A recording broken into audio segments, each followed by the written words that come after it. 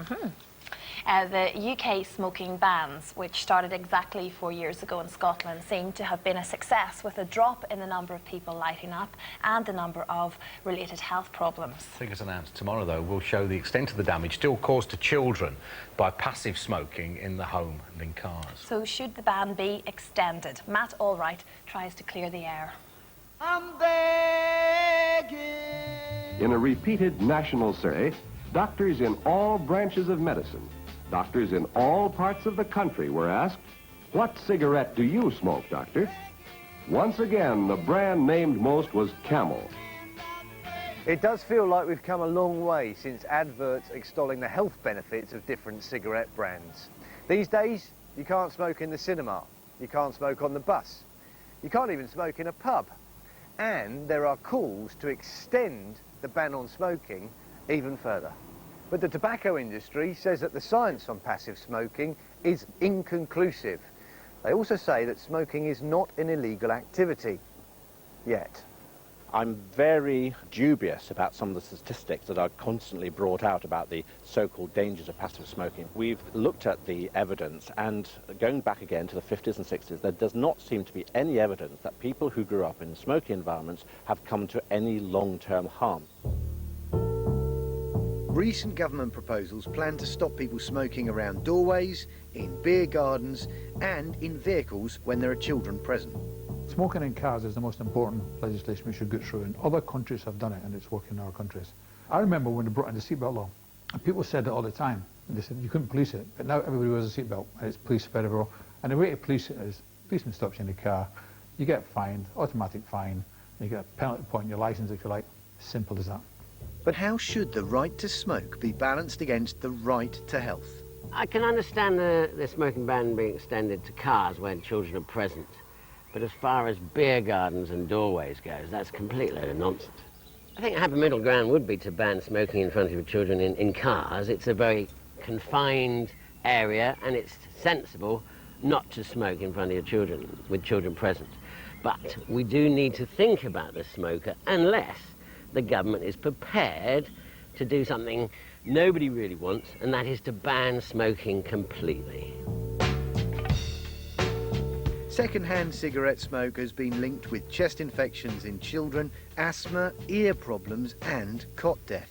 We've got to stop people smoking in front of children, in cars with children and in closed spaces with children. It's got to damage the child. No one with any common sense can say it doesn't damage a child. Whatever the new report into passive smoking comes up with, one thing's for sure, the debate about passive smoking will rattle on for many years to come. Because it's not just about one thing. It's about what we want for our children, it's about how far we're prepared to let government interfere in our business, and it's about how much the many are prepared to pay to preserve the freedoms of the few.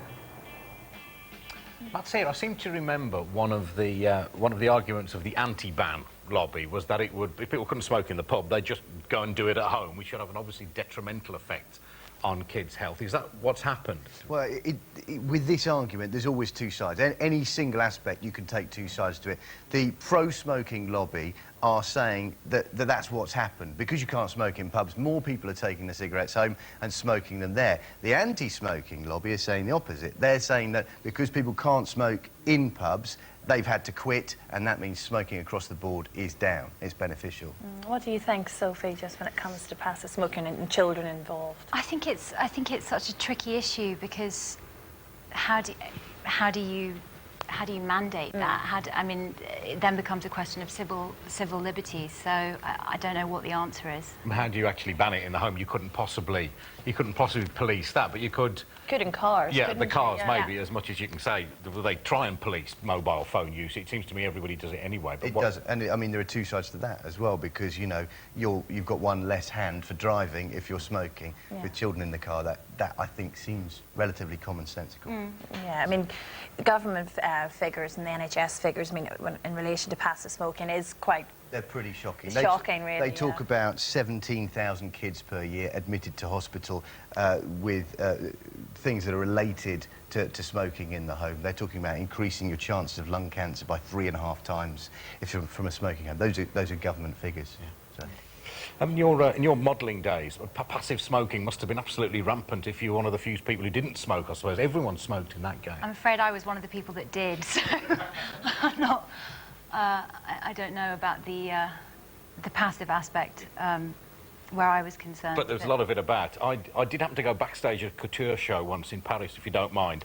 And I could hardly... I'm more shocked at that. Listen, I could hardly see the naked women for the smoke. I couldn't clear. Between the smoke and the clouds of Elnet kind of whisking around, you were... Hairspray. Is it? Yes. Oh, right. OK, thanks for that. OK, thanks very much.